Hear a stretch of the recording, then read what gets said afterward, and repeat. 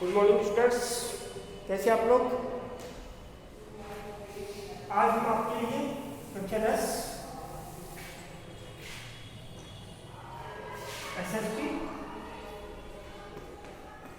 कक्षा 10 SST lesson अपना first ही चल रहा है। अध्याय अपना पहला, आपको पता है काफी बड़ा है, इम्पोर्टेंट क्वेश्चन है हिस्ट्री का।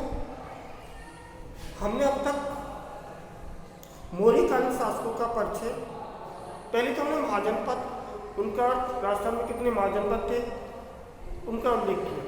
उसके बाद फिर हम मौर्य साम्राज्य की बात की थी हमने कि मौर्य साम्राज्य की स्थापना किसने किसके द्वारा की गई थी। उसके बाद फिर हमने मौर्य साम्राज्य के शासकों का परिचय दिया और उनकी उपलब्धियों का उल्लेख किया। ये हमारे सिलेबस में था। अब अभी जो आएगा वो है कि मौर्यकालीन प्रशासनिक व्यवस्था को समझेंगे। मौर्यकालीन प्रशासनिक व्यवस्था को समझेंगे।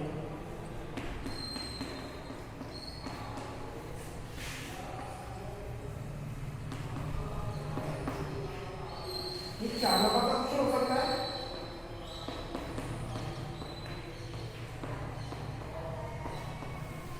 क्या नंबर क्वेश्चन हो सकता है।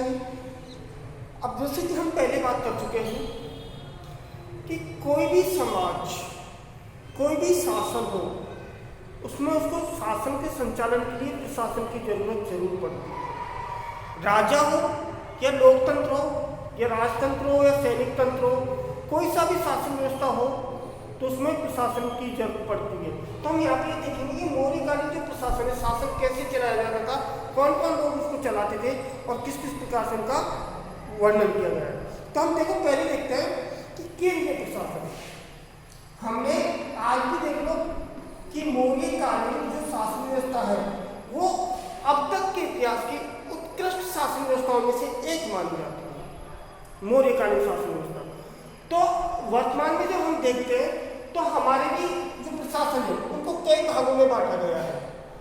जैसे कि वर्तमान में देखो आप केंद्रीय, राज्य या प्रांत और स्थानीय, इन भागों में बांटा गया है वर्तमान के प्रशासन को भी। तो मौर्यकालीन प्रशासन भी 3 भागों में बटा हुआ था। पहला है केंद्रीय प्रशासन। केंद्रीय प्रशासन, केंद्र के प्रशासन को चलाने के लिए 18 विभाग होते थे। कितने होते थे? 18 विभाग। इन 18 विभागों को मिलाकर क्या कहा जाता था? तीर्थ। केंद्रीय प्रशासन को मौर्य काल में केंद्रीय प्रशासन को संचालन के लिए 18 विभागों का उल्लेख किया गया है। किसने किया है? कौटिल्य ने अपनी पुस्तक अर्थशास्त्र में और मेगस्थनीज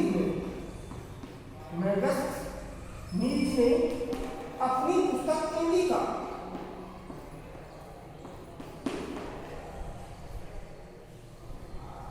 में 18 विभागों को उल्लेख किया। इन 18 विभागों को मिलाकर क्या कहा जाता था? तीर्थ। क्या कहा जाता था? तीर्थ। अगर ये पूछ लिया जाए तीर्थ किसे कहते हैं तो हम क्या करेंगे कि मौर्य काल में केंद्रीय प्रशासन के संचालन के लिए जो 18 विभाग होते थे उन्हें तीर्थ कहा जाता था। क्लियर? अब तीर्थ के अध्यक्ष को महामात्र कहा जाता था। महामात्र, तीर्थ के अध्यक्ष को महामात्र कहा जाता था। क्या समझे कि मौर्य काल में केंद्रीय प्रशासन के संचालन के लिए 18 विभाग होते थे। उन 18 विभागों को तीर्थ कहा जाता था। तीर्थ के अध्यक्ष को महामात्र कहा जाता था। ठीक है, जिसमें कि सर्वाधिक महामात्र क्या कौन होते थे? पुरोहित, युवराज, पुरोहित, युवराज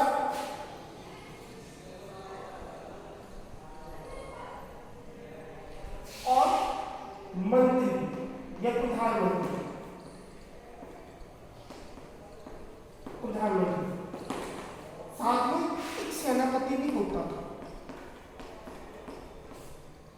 ये चार जो थे ये प्रमुख थे, पुरोहित, युवराज, मंत्री, प्रधानमंत्री और सेनापति। ये प्रमुख महामात्र थे 18 विभागों में के चार। ये जो 18 विभागों के अध्यक्ष और सदस्यों की जो नियुक्ति की जाती थी वो बड़े हिसाब से की जाती थी। इनमें उनके चरित्र और नैतिकता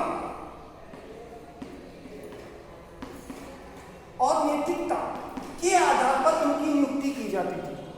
किनकी?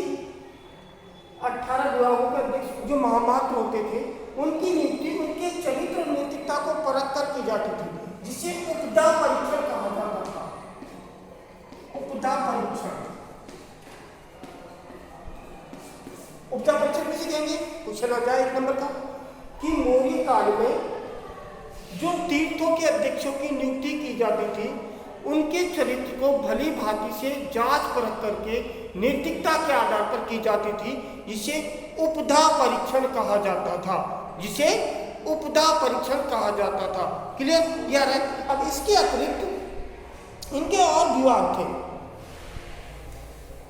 ये तो हमने 18 जो विभाग थे उनकी बात की।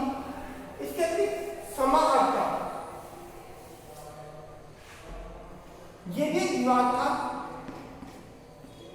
समाहर्ता मौर्य काल में आय व्यय का लेखा जोखा रखने वाला अधिकारी समाहर्ता कहलाता था, या आय व्यय का लेखा जोखा रखने वाला अध्यक्ष को समाहर्ता कहा जाता था। ठीक है। अब इसके अतिरिक्त इन्होंने क्या किया? 16 अध्यक्षों का उल्लेख किया गया। 18 विभागों के अतिरिक्त 16 अध्यक्ष और होते थे। इन 16 अध्यक्षों का उल्लेख केवल कौटिल्य ने किया है। किसने किया है? कौटिल्य ने किया है। कौन कौन से अध्यक्ष होते थे? जिसमें देखो लक्षण अध्यक्ष,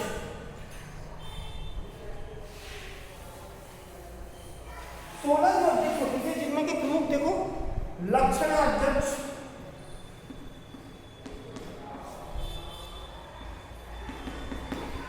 कौमा पोतवा अध्यक्ष,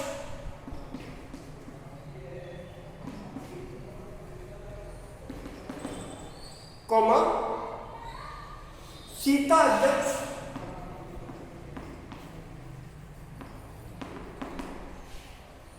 कौमा आंकड़ा अध्यक्ष,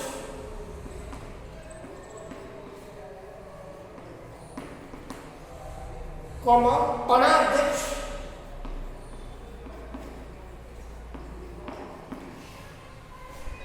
कौमा नवा अध्यक्ष,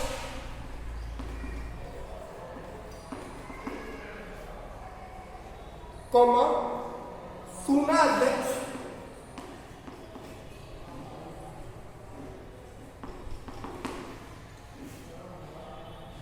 गणित अध्यक्ष,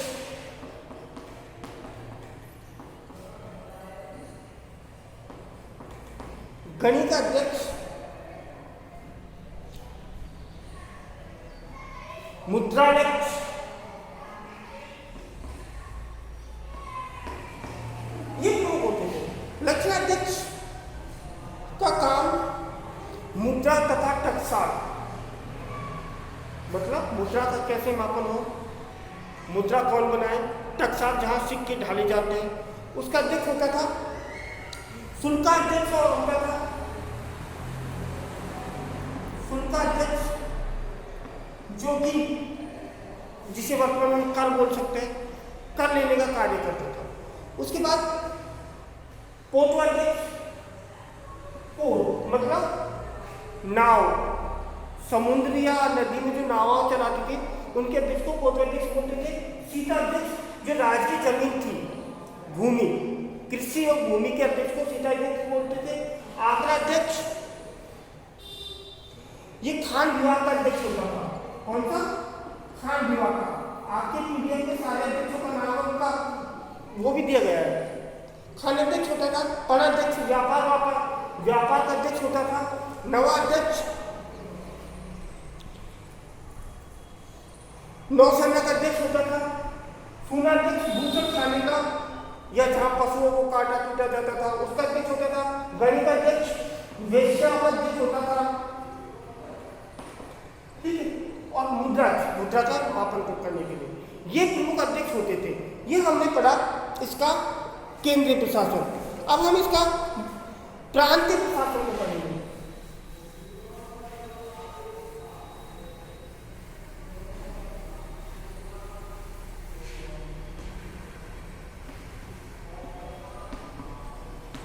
प्रांतीय प्रशासन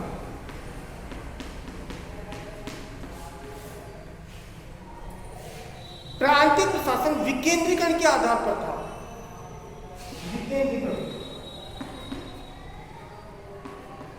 विकेंद्रीकरण के आधार पर था।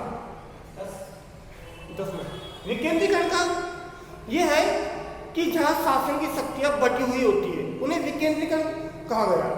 इसमें प्रांतों में 30 लोगों की एक समिति होती थी